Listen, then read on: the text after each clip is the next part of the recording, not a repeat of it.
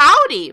This is a part 2 of a 2-part review, so if you haven't seen part 1, I suggest you click here and watch that first before coming back here. Speaking of part 1, let's answer some concerns from the comments section. 1, I'm not Japanese. I'd rather try my best to pronounce in the dialect I feel most comfortable in than to try to replicate a tongue I'm not best in. So Erza or Urza is potato to me. 2, if it didn't happen in the anime, I'm not talking about it. This especially applies to after shows. Sometimes I talk about the manga, but most of the time I try not to if it did not happen in the anime. That wouldn't be fair to the people who haven't caught up, or those who want to catch up but watch this after show anyway. And 3, as for ships, I'm a diehard Groovia fan, because come on, that name rolls off the tongue. So I think that's about it, so enjoy the rest of the review.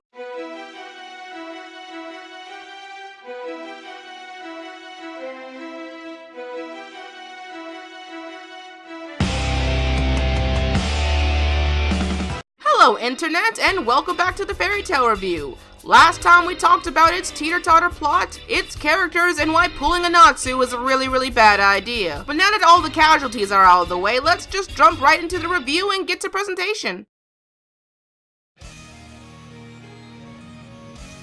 Presentation now is going to be a tricky one since we are talking about a lot of stuff here, so forgive me in advance if we are getting a little sporadic here, but I'll try my best not to lose anyone in my explanations. Getting to the technical stuff now, both series were overseen by our good old friends at A1. Though some of you are probably wondering that if the same studio was in charge of both series, why is there 2 studios doing it? Why not just make the same art style throughout? Well, A1 Pictures is still the main studio behind both series, but for internal reasons decided to switch out their co-production studio from Satellite to Bridge, hence the change in art style. No one knows the exact reason for why so many internal hands were exchanged, but each product we got has its strengths and weaknesses, as if the series didn't have that already. For active animation, I'm giving 2009 the point here for its vibrant, energetic feel. The show at its best is quick-paced and goofy, with my personal love in the darker, thicker lines than in 2014. It really conveyed how chill the show can be when it's not being serious, and in all honestly, I just got used to 2009 style, so that change, especially where it happened, was jarring for my eyes. With 2014's general animation, I've got to say I really didn't like it. The action felt very slow from all the constant standing around, and with this part of the series only encompassing 3 whole arcs, that just seems lazy. I also really don't like the muted color palette. This is one of the reasons the change felt jarring to me, because it felt like a lot of the life of the show's visuals were sucked all out for the sake of being darker and edgier. But most importantly, the fight scenes sucked. Really sucked. I don't really know if it's between the constantly stagnant shots with slow transitions or what, because man did it feel lifeless. A part of the reason I didn't like the anime's portrayal of Tartaro's arc, though it still had some good points, like the special effects displayed for magic attacks was a prominent example. One thing going for 2014 as a whole is that it followed the manga's character designs more truly, and while some fans argue that their preference for the anime style we were already used to, as a reader of the manga, watching 2014 is almost like watching the manga pages come to life. Actually, now that I'm thinking about it, the added violence, dark undertones, and fan service upgrade 2014 got is also in their defense being true to the manga. So it could just have been a nitpick for Hiro's work as a whole than just 2014. I don't retract what I previously said, but I'm now more elaborating to why it was so terrible. These things have always been a fairy tale staple, so it just comes with the territory. Even if I find it annoying sometimes, it's mostly just me. And then there's this. Yeah. Now sound. What the heck, the sound was badass. One of Fairy Tail's strongest points. The soundtrack, if not just great and fresh, but iconic. Its main theme from 2009 is so distinct that most anime fans know it's Fairy Tail. A lot of the tracks are Celtic in nature with big solos, fast beats, and interesting songs accompanied by uplifting tones of adventure. It's the perfect soundtrack for the shonen enthusiast. Now, for those of you who are wondering if the sub or dub is better in the series, frankly, Fairy Tail stems from voice exposure syndrome, where whichever you as the viewer heard the series first, that's the version you tend to stick to. If you watched it first in the sub, you'll probably prefer the sub, and the same can be applied if you first saw the series dubbed. Now, this can be said for all anime basically, but in my opinion, voice exposure syndrome only really applies the best to anime with an equally good sub and dub. With that being said, the Funimation version of the dub is handled with great care, and I think that while I saw the sub first and prefer it, I'm totally okay with the roles given in the dub. Lucy, played by Shirami Lei, and Natsu, played by one of my personal favorites, Todd Habercorn, were both excellent for their roles. Though it is getting to the point where these two are becoming easy to point out in anime works, but it's not really a bad thing. It's not Vic or Bryce levels of obviousness yet, and they both have played some pretty iconic roles, so they are right on track. Erza, played by Colleen Clickenbeard, is probably the one I liked the most execution-wise, because I couldn't really pin it being her for a bit, which shows how much she has gotten into the character. It felt like if she molded her Nisei and Hawkeye voices together, then added a slight punch of emotion when things were needed. Then again, she normally does play kick-ass women in anime, so it feels right at home for her. Now, Gray, played by Newton Pittman, is in the middle for me. Yes, because in serious moments I liked his voice, and for someone who normally gets supporting roles, I commend him on his task of doing a main, but I was just okay with his voice during comedic scenes. Sometimes his comedic tones are very good, other times, alright. Overall, I don't have much to complain about is what I'm trying to say. Though the most surprising role of the day has got to be Happy, played by Tia Ballard, because man, I didn't see that type of portrayal coming. I mean, Happy's voice in the sub was so high-pitched and cheery, so I expected the voice to be difficult for whoever tried to emulate it, but I was pleasantly surprised by the softer tone of his voice. It both fit the character and didn't try to pander to subs, so good job, Tia. As for openings and endings, there are a lot, and those sequences can vary based on taste. It's hit or miss with me, though, because honestly I really only like the opening and ending if it came with a great arc, or the visuals were super colorful to its song. Hence why I preferred the endings over the openings, since some sounded great to me while others just okay. But the main issue with a lot of 2009 openings were the excessive use of slideshow style sequences, something 2014 fixes, though I can't excuse how direct they can be, which makes me mad sometimes. And don't get me started on the crossfading close-ups in red tint. Cut it out! I could really go for some Mother's Basement right now. Shameless shout out if you know who that YouTuber is. Tell him I said hi. I love your work. Anyway, sequences. It's a bit of a nitpick, I know, but there are so many cool songs, yet the visuals have to carry its part too. So I don't really have a favorite opening rather than a favorite opening song, which is a tie between Fiesta, Rocksteady Boy, and I know I'm gonna botch this up, but Masamune Chasing. Endings, however, are a different matter entirely. I felt like Fairy Tail is better expressed through these ending sequences rather than their opening counterparts. I looked forward to watching a lot of the EDs. While they can be a little direct sometimes, they at least play around with some creative ideas. My favorite ending of all has got to be, hands down, Boys Be Ambitious, even though the arc itself wasn't the best. The sequence felt like a wonderful reward as the characters and fans looked back on all the wonderful adventures they've had. When I see this ending, I easily go, that's Fairy Tail in a nutshell. The cutesy timeline approach was wonderful, and the song was one of my favorites in the entire series. Plus, all the cool little Easter tidbits on the pathway before the photos were laid down were a fun addition. You really have to know the art to get the reference. In short, it's these endings that make me go, I can't stay mad at you, Fairy Tail. At least, not forever.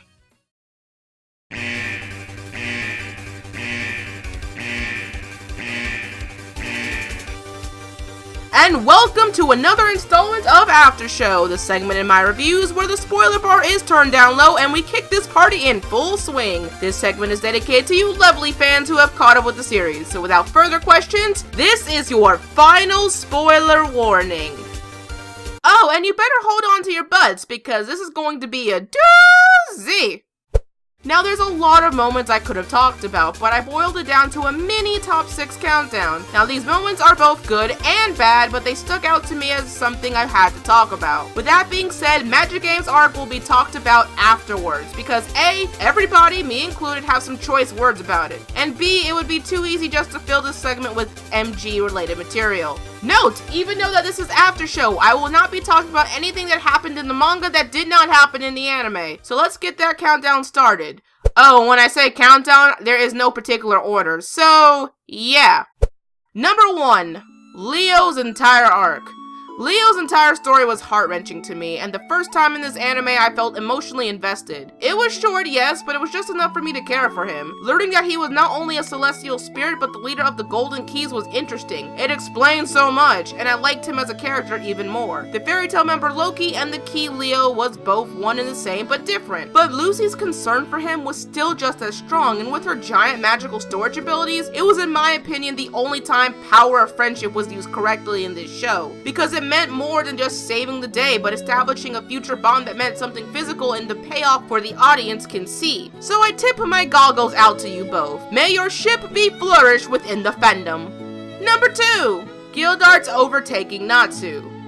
Yes, Natsu character development. Thank you, Gildarts. Thank you, Gildart's MVP. Okay, sure, you didn't do much once the time skip happened and Natsu's power-ups made you irrelevant, but the trial you put on Natsu finally put his gravy-trained self in his place. At the time, he teaches Natsu what it means to be truly outclassed for once, to be against someone with power that brings you to utter fear. As a fatherly character, he was the best person for the job, and frankly, I never felt more entertained. Natsu got development other than a power-up, and we learned Gildart is an other player who actually turns out to be a doting parent to Kana, and the fact that they had to open half of this city just to let the man inside the guild.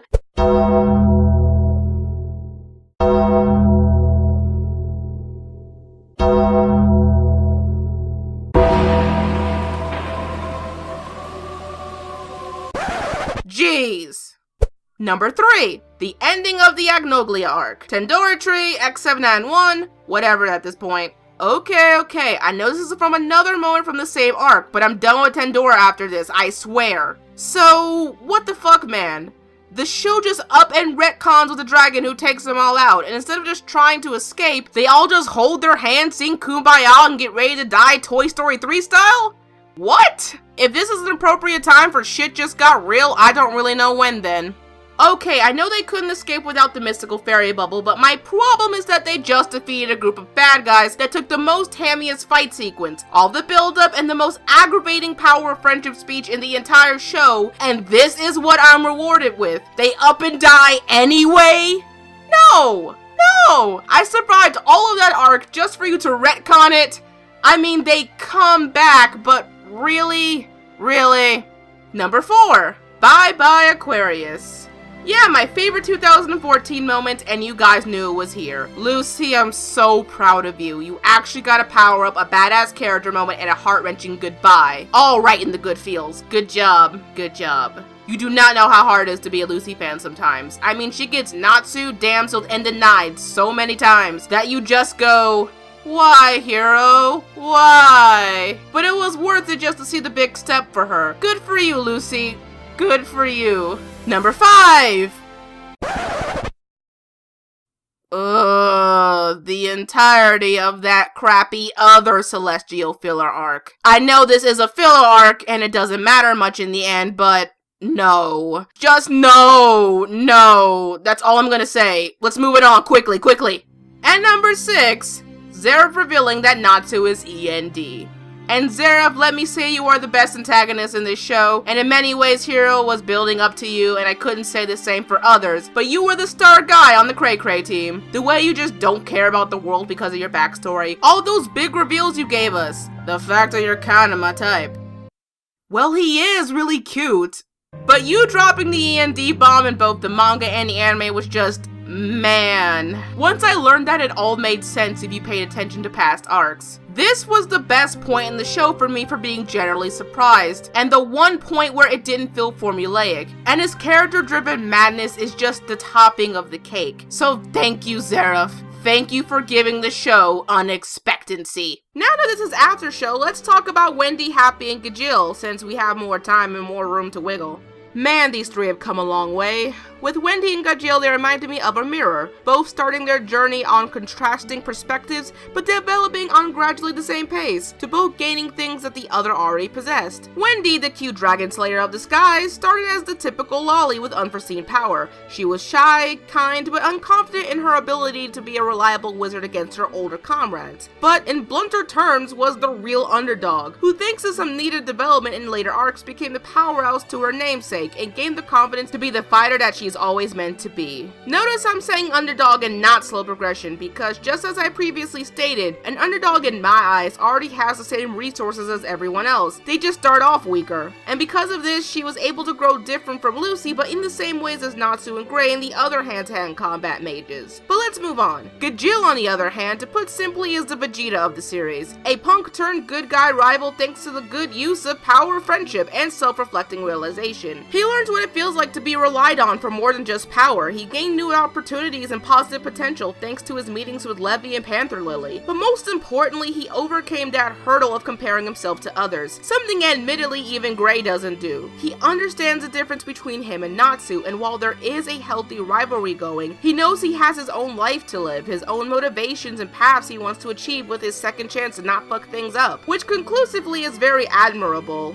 Happy story! Honestly, his backstory in Elios was so cute, I really don't want to spoil too much of it. But all I will say is that he did a good job as the mascot character. He got just enough comedic scenes to warrant relevancy, while not having as many annoying scenes that could turn me off. Though, I did not like him in Tartaro's arc. I really didn't. Everything else was well okay, but just why, Happy? Why? Okay, so before we move on to final thoughts, let's get the little bane of everyone's existence out of the way. Magic Games arc. Magic Games, oh Magic Games, why did you have to be so bad? Your concept was great and I really wanted to see you be good, and it did do some good things, like giving us Elfman's best moment ever. Or the fact that Erza just broke the game and said, 100対すべて私が相手する挑戦権は100だ So badass! But it really was a bad arc. So let me list some points for you all to see why it's so bad. The creepy saber-tooth strip scene with Yukino. By the way, your master was a horrible jerk. Why are you even obeying orders from a jerk like him? Stinging Rogue's character change. The issue I have with these two is not really their entire characters. In fact, I figured there would be a new set of Dragon Slayers after the first time skip. But how it went from very cocky, overactive teen angst to Super Senpai fan club really pissed me off. Though Frogs was so adorable. These guys. Just these guys. Future Rogue's stupid emo haircut. This guy coming back and giving Lucy that deny. I was so pumped up for that moment, but this is what I got? Speaking of which, that stupid future Lucy death scene. Not because it was Lucy, but because that's not how plot poison works. Especially since we are this far in the arc, and future Rogue already messed things up with the sequence. So seeing current Lucy cry over herself, but doesn't really change anything from an already predictable outcome. But most of all, the fact that the break in hiatus was just so poorly done that they just stopped between arcs, and thought that what they were watching at the start of 2014 had already finished Magic Games. But no, it was just still going. Yes, the second half was more focused on the dragons, but that sudden mix in plots was sloppy. Very sloppy. Not good for an arc where you learn about the dragons, finally. It's a jarring and very messy move on their part. It just makes me go, ugh. You know what? I don't want to say any more and regurgitate what others have said over the interweb, so I'll leave it here for now. So let's move on to final thoughts while I get a good glass of my special ale to calm down.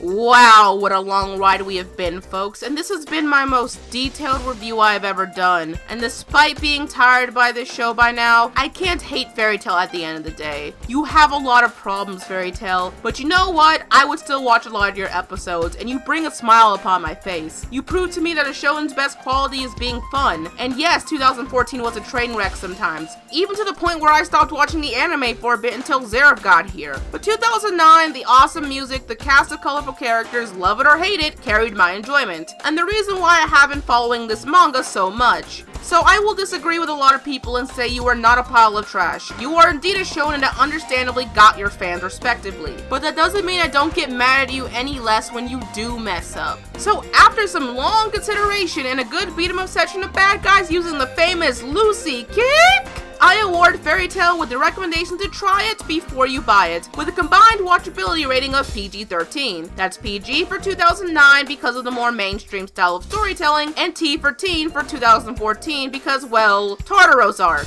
A point to the fans who actually get what scene I'm talking about. I also gave this a try it because this show can be found legally almost anywhere domestically. You name it. Hulu, Netflix, Crunchyroll, Funimation, YouTube, DVD. The list goes on for how accessible this show is, so there's no excuse for at least giving a few episodes if you're interested. But I warn you, it is a marathon session for those starting at ground zero, so good luck! For other anime recommendations, let's start with the spiritual predecessor to fairy tale Rave Master, a smaller condensed journey by the same creator. This is a perfect show for those who want to get their feet wet in this type of show, since it inspires a lot of fairy tale's quirks, but short enough for a decent sit down. Next is, and I'm sorry for the long amount of episodes, but One Piece, for its epicness and scope that fairy tale tries to fulfill but fails to in comparison. But we all know how long that will take, so there's also the 7 Deadly Sins, for a just a similar feel but with a completely different dynamic of characters, and something modern to keep up with the trends. Next will be Hitman Reborn, for its same family type of shonen setup, but set in a more modern setting and just as bombastic atmosphere. If you're looking for a darker toned shonen with just as much fighting, then look no further than the 2 Dark Horse shonens mentioned earlier, Magi and Hunter x Hunter, because there's never a bad time to recommend those 2 wonders. And finally, let's go with Shaman King, that throwback shonen. It's not as long as the big 3, and it's about ghosts, and it's a good time, so with all that, you should be covered. Ooh, we did it! We made it to the end of the review.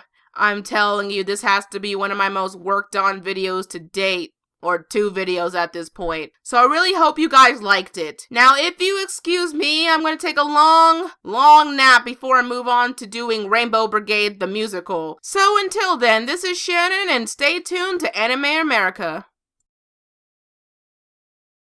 Want to support the production? Check out our brand new store on Store Envy. For a small price, you can have a one-of-a-kind poster made by yours truly.